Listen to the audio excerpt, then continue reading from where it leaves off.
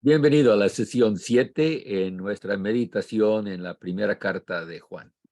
Seguimos explorando en el capítulo 2. Ahora vamos a dedicarnos a los versos 3 y 4. El apóstol Juan regresa a uno de los contrastes que usa a menudo en esta carta, la verdad y la mentira. Y también otro énfasis que encontramos es el concepto del conocimiento. Después de declarar que Jesucristo es nuestro abogado y la propiciación por los pecados de todo el mundo, Juan sigue explicando. Leamos el texto en la Reina Valera 95. Primero de Juan 2, 3 y 4. En esto sabemos que nosotros lo conocemos, si guardamos sus mandamientos. El que dice, yo lo conozco, pero no guarda sus mandamientos, el tal es mentiroso y la verdad no está en él. Alguien me ha comentado que nuestras sesiones no son meditaciones, que en realidad son clases de exégesis. Bueno, nunca nos hemos imaginado ser expertos en el texto original del Nuevo Testamento. Pero sí pienso que Dios nos ha dado algo de conocimiento y podemos observar mucho con solo una comparación de las versiones ya disponibles a nosotros. Siempre busquemos la traducción que representa más claramente lo que el Espíritu Santo quiso expresar al inspirar al autor. En el caso del texto presente, comentaremos sobre lo que podemos ver en la expresión del apóstol Juan. Y vamos a comenzar con la conclusión del autor, no por ninguna estructura interna, nada de lógica, sino por el peso de su declaración. Entonces, él habla de saber algo con certeza y que va por medio la mentira y la verdad. Que la persona que dice una cosa y actúa de otra manera, contraria a lo que ha dicho, es simplemente un mentiroso. Las varias versiones que tenemos ahora en el castellano tratan de esta conclusión en mayormente dos maneras. Como leímos en la Reina Valera, el tal es mentiroso y la verdad no está en él. En la Nueva Traducción Viviente dice que no vive en la verdad. O en la Nueva Biblia Viva, no dice la verdad. La versión más literal, por supuesto, es la verdad no está en él. ¿Y por qué esta declaración tan radical? Juan maneja el contraste entre la luz y las tinieblas, la verdad y la mentira, para enseñar la importancia de obedecer, de decir la verdad, de cumplir con lo que Dios nos ha mandado. No se trata tanto de nuestra interpretación o cómo nosotros entendamos o interpretemos lo que Dios nos ha dicho. Se trata literalmente de lo que Dios ha expresado, lo que Él mismo quiso comunicar y, por supuesto, sus implicaciones en nuestra vida. Esta es la realidad, esta es la revelación que queremos acatar. Es asunto de vivir o como mentiroso o con la verdad. Y para el apóstol Juan, esto es de gran importancia. La mentira, lo opuesto a la verdad, es lo que lleva a la muerte. La verdad es la vida, es luz, y eso es conocer a Dios. Pero en segundo lugar, hacemos la pregunta, ¿quién es este tal que es mentiroso y que no tiene la verdad en él? Se trata literalmente de alguien que dice que conoce al Señor, pero que no guarda sus mandamientos.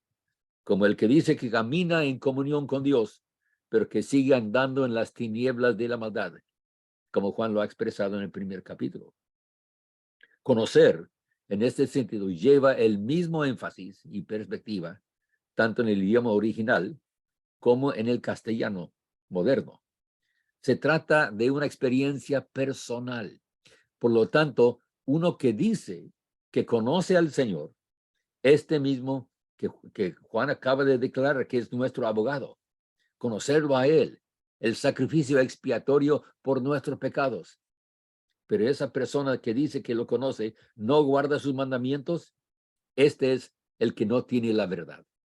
Con razón dice que es un mentiroso. Y eso para Juan quiere decir desastre, muerte, condenación. Recordemos que Cristo nos ha dicho que el que lo ama guarda sus mandamientos. Parece que para él conocer, amar y obedecer son sinónimos. Conocer es más que meramente saber, en especial cuando se trata de persona a persona y cuando esta persona es el mismo Señor. Tiene que ver con su persona, su carácter y nuestro interés en él. Juan nos dice que si de verdad conocemos a Cristo, debemos obedecerle, debemos de guardar sus mandamientos, como nos ha narrado en su evangelio, en el capítulo 14, con las palabras mismas del Señor Jesús a sus discípulos en la noche que fue entregado y arrestado. Dice Cristo, el que tiene mis mandamientos y los guarda, ese es el que me ama. Y el que me ama será amado por mi Padre, y yo lo amaré y me manifestaré a él. Juan 14, 21. Luego, cuando Judas Tadeo le pregunta, Señor, ¿cómo es que te manifestará a nosotros y no al mundo? Cristo no lo contesta directamente, sino que sigue diciendo, el que me ama, mi palabra guardará. Y luego un poco más tarde, cuando narra en el capítulo 15, dice Cristo, si guardáis mis mandamientos, permaneceréis en mi amor. Y luego les dice que ese es su mandamiento, que os améis unos a otros como yo os he amado. Juan va a seguir con ese tema en nuestro estudio. Vamos a ver la importancia de amar unos a otros. Pero las enseñanzas de Cristo están llenas de sus mandamientos. Lo que los apóstoles escribieron aplicando el evangelio a las situaciones que vieron en su mundo del primer siglo. Siguen enseñando los mandamientos del Señor.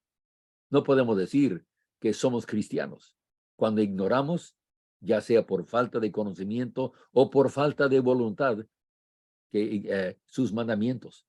El mundo moderno está confundido por los que dicen ser cristianos, pero en sus vidas no exhiben nada del Espíritu y la verdad de Cristo.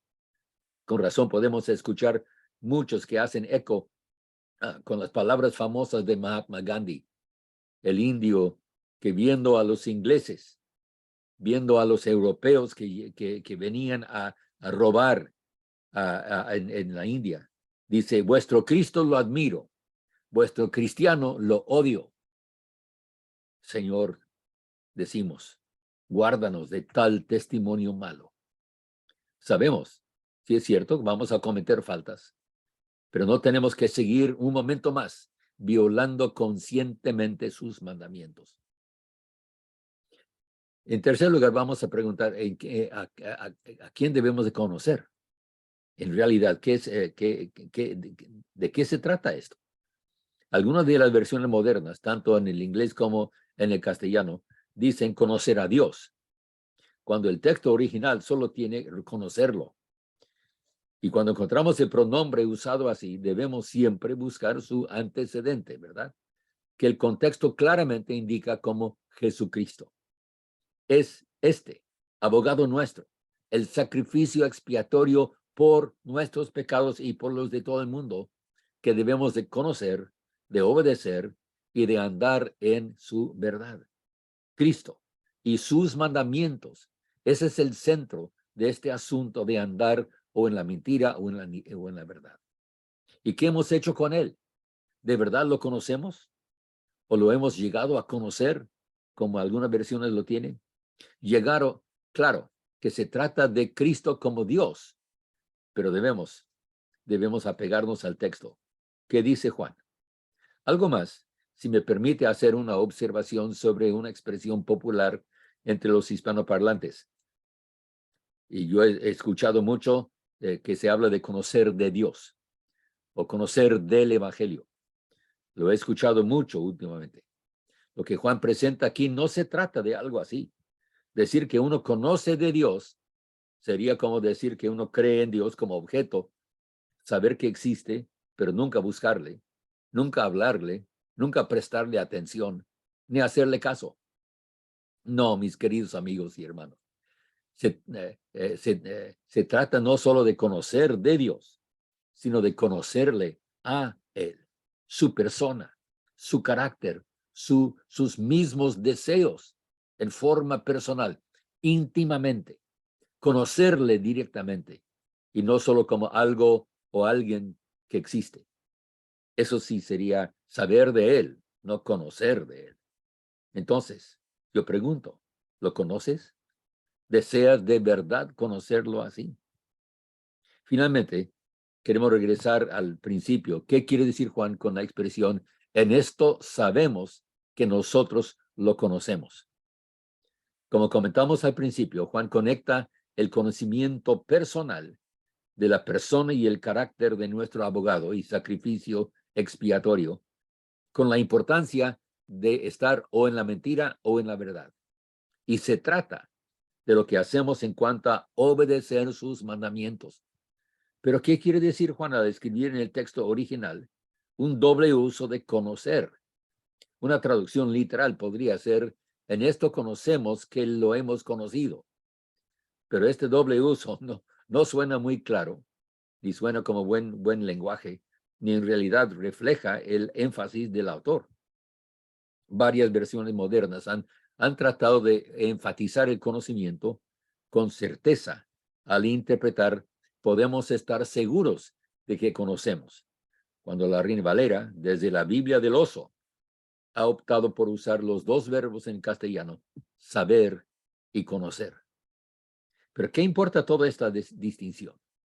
Es que queremos concentrarnos en lo que la palabra nos dice acerca de la realidad de conocer a Cristo y de saber con certeza que Él, como nuestro Salvador, ha hecho todo por darnos una salvación completa, no solo de la pena del pecado, sino de su mismo poder y presencia en nuestra vida. Su ministerio incluye darnos la confianza que somos hijos de Dios y que Él mismo está en el cielo ministrando a nuestro favor. Conocerlo es amarlo y amarlo implica fuertemente obedecerle al Señor Jesús. La realidad de este conocimiento es tan importante porque divide entre la mentira y la verdad, entre las tinieblas y la luz, entre la muerte y la vida. Y queremos de nuevo concluir con esta pregunta. ¿En cuál camino estamos caminando? ¿Tenemos de verdad esta misma certeza? Puede ser la realidad de nuestra vida. Y la pregunta quizás la más importante sería, ¿qué estoy haciendo para expresar esta confianza? Para andar en la verdad y no en la mentira. Vamos a seguir con estos estudios. De nuevo se despide por esta vez tu hermano en Cristo, Leroy Lince, con la petición que la certeza de conocer a Cristo, de obedecerle, sea la realidad en tu vida. Amén.